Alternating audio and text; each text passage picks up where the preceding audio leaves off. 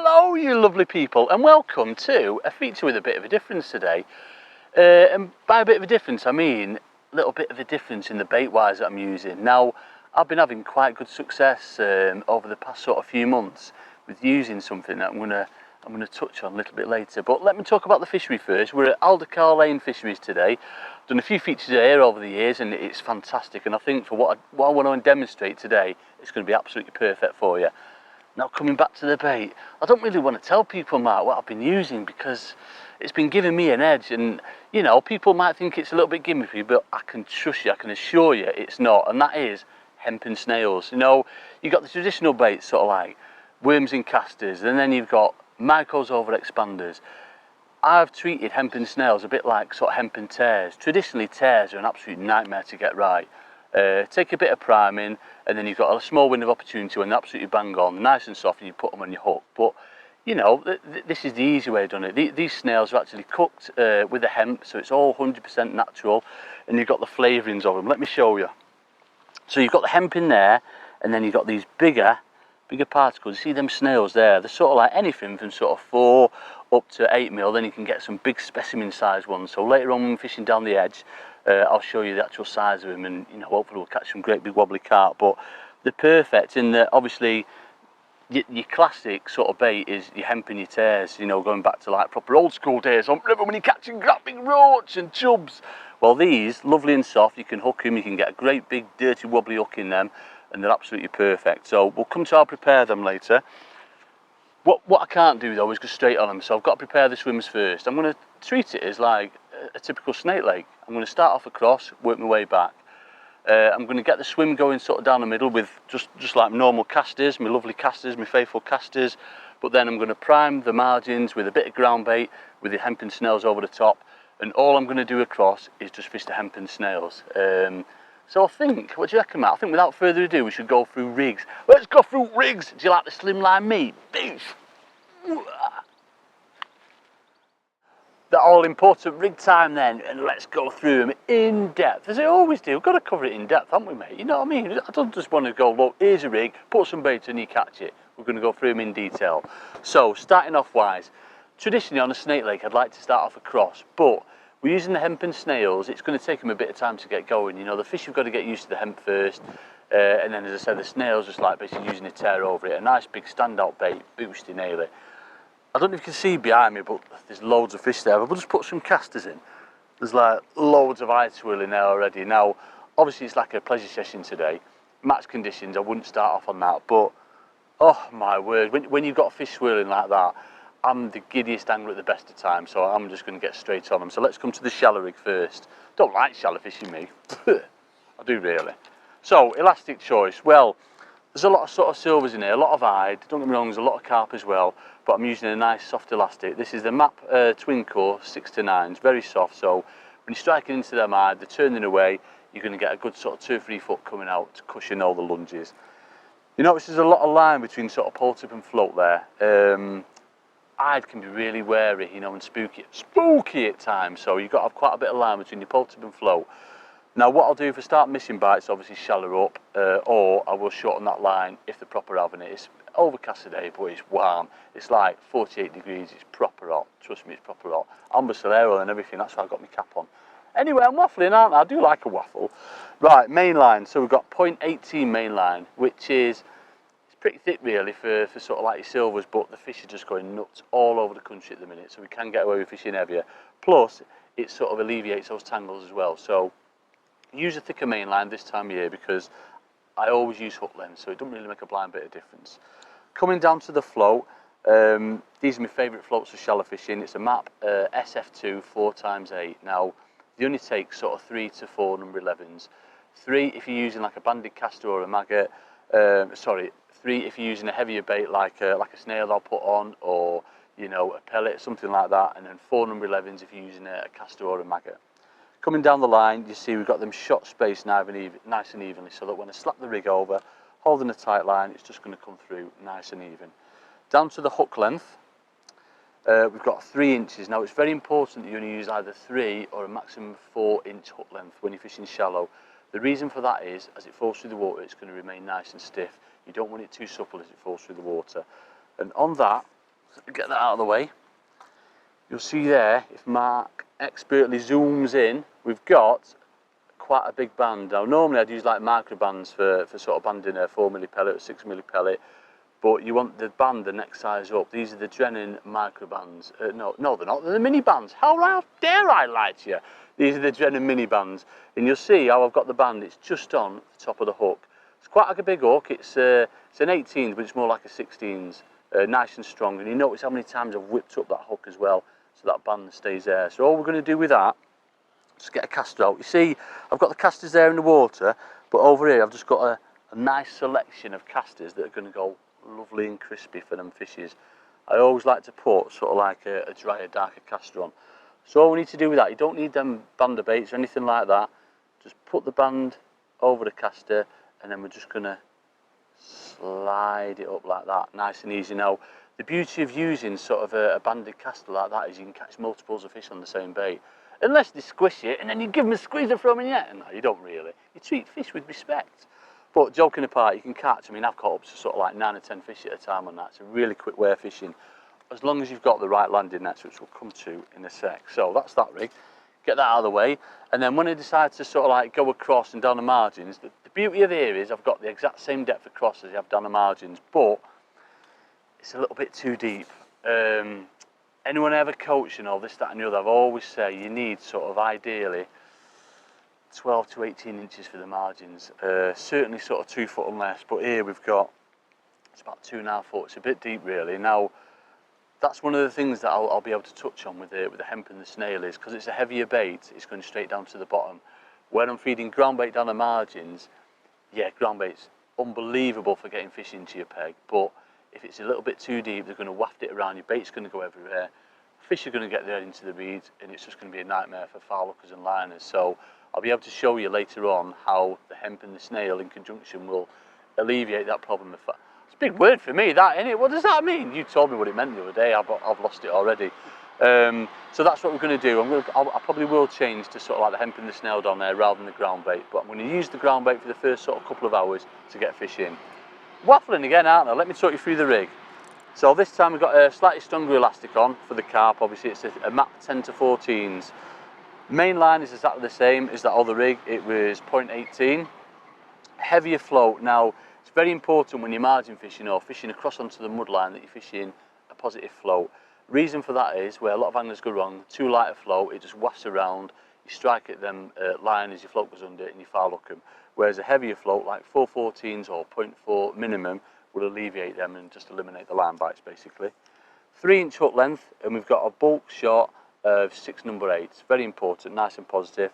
And the hook length is 3 inches and it's a size 14 Kaizen. Guru Kaizen! Ooh! I mean, when the fish are on them, they don't come off, they're awesome. And you know, it's a little pot on there. What I'm going to do with that, I'm going to fill that up with the hemp, and I'm just going to sneak it in.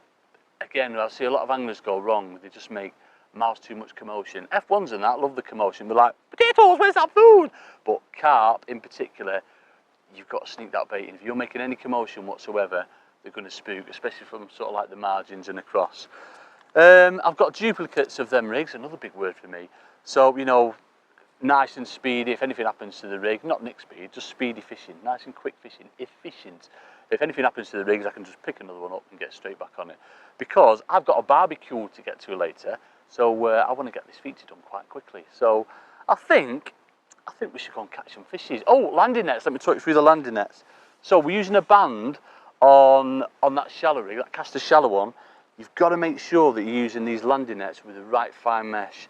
If you use the sort of the traditional ones, which I prefer because they can scoop through the water really easily and get them fishes, then what happens is the caster or the bait, whatever you're using, will go through the mesh of the landing net. Fish gives it one of them, snaps off, you've got to put another hook length on. So just make sure you're using a nice fine mesh. Always thinking, aren't I? Right, come on, let's go and catch some fishes. Boosh!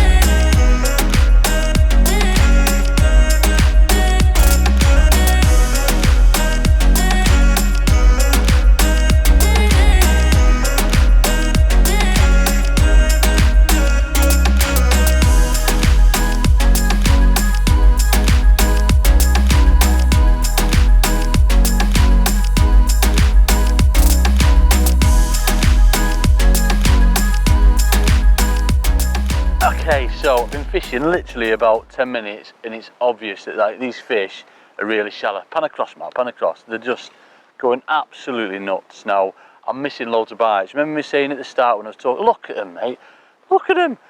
When I was saying at the I can't get my words out. When I was saying at the start about too much line between pole-tip and float, that's exactly what, look at them there, that's exactly what's happening here. I'm hitting like 1 in 8 bites, and how dare I want to be hitting all these bites. So what I'm going to do is shorten the line up between pole-tip and float. I mean, I'm only fishing fairly shallow anyway. I don't want to come too much shallower than that because I still want to keep that tight line as I'm slapping the rig over as it comes through the water. But one thing that will help you, if you're allowed to, check fishery rules, because most fishery rules state it's got to be 6 inches, but where you're allowed to, just come really short. So I'm going to shorten it up to sort of like 3 or 4 inches, and that should make all the difference. Let's see how we get on in a bit. Yeah!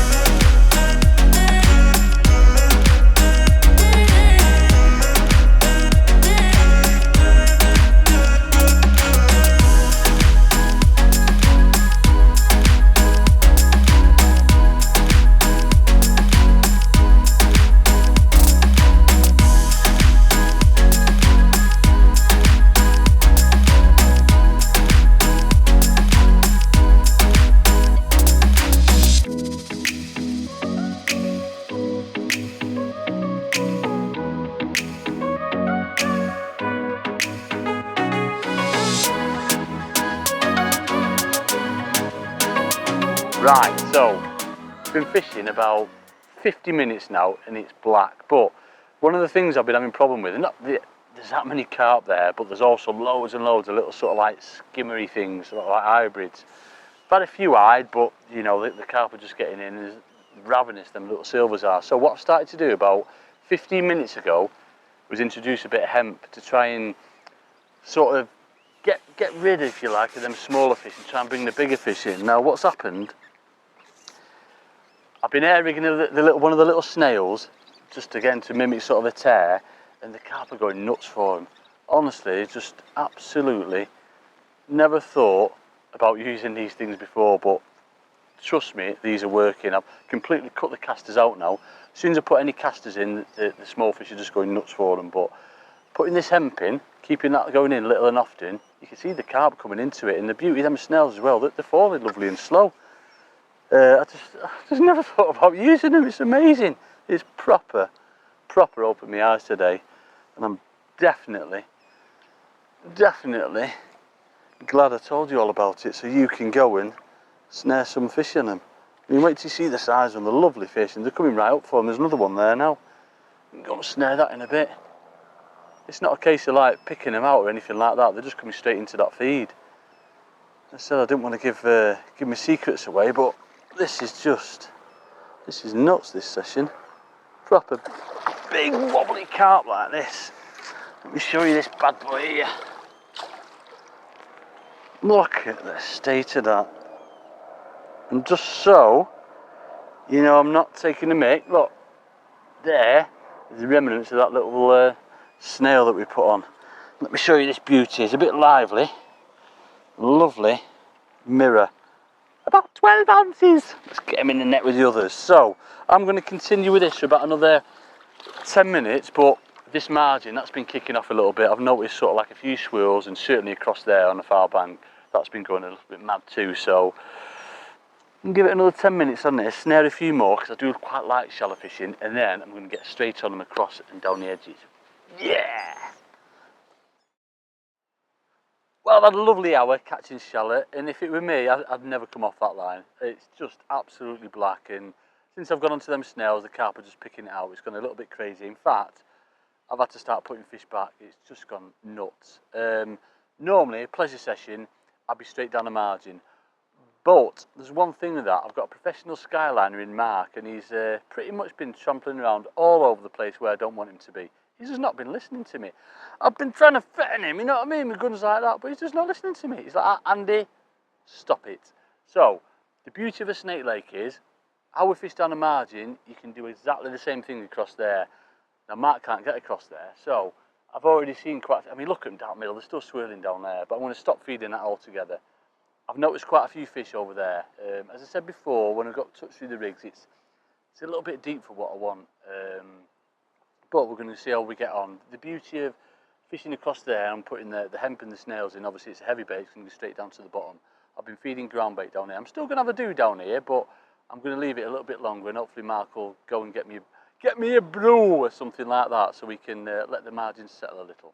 So, got my snail on there, and I've sort of like half filled that with hemp, and then we're going to go in and see how we get on. But as you can see, it's like, look at the depth. Look at the depth. It's like 2.5 foot. It's too deep, really. All that's going to happen is we're going to get lines, because I can see the fish up in the water there anyway. I might just have to go and fish shallow across there. Let's see how we get on anyway, eh?